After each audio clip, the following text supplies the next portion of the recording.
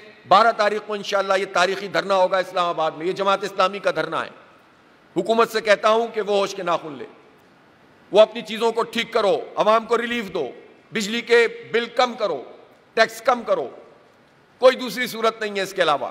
ہم وہاں بیٹھیں گے اور پھر بیٹھیں گے, اور پھر اس کے بعد وہیں سے بیٹھ کر بات کریں گے. پھر پورے پاکستان میں بھی اس تحریک کو وہیں سے بیٹھ کر چلائیں گے انشاءاللہ. یہ حق دو عوام کو تحریک ہے, یہ حق دو پاکستان کو تحریک ہے. یہ جماعت اسلامی نے شروع کر دی ہے. ابھی کوئی انتخاب نہیں ہے, ہم اس طرح کی پارٹی نہیں ہے کہ جب انتخاب ہو تو پارٹیاں طلوع ہو جائیں اور انتخاب ختم ہو تو پارٹیاں غروب ہو جائیں. ہم جو سیاست کرتے ہیں وہ عوام کی بنیاد پر کرتے ہیں, اس کو عبادت سمجھ کے کرتے ہیں, عوام کے ایشوز پر کرتے ہیں. ہماری سیاست نفرت کی نہیں ہے, افراد کی نہیں ہے. ہماری سیاست جو ہے عوام کے حق کی خاطر ہے. اس لیے حق دو عوام کو تحریک ہم شروع کر رہے ہیں, اور 12 تاریخ کو انشاءاللہ تاریخی دھرنا ہوگا. اور اس دوران میں ہڑتال کے حوالے سے بھی ہم مشاورت کر رہے ہیں.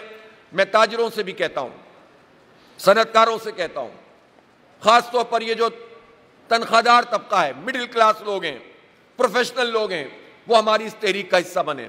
پاکستان میں کوئی اور نہیں ہے کہ جو ان حالات میں ان کو لیڈ کر سکتا ہو.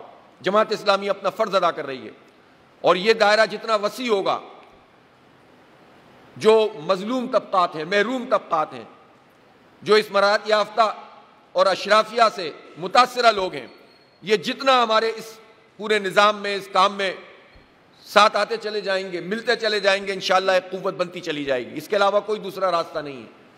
پاکستان کسی انارکی کا, کسی افراتفری کا متحمل نہیں ہو سکتا.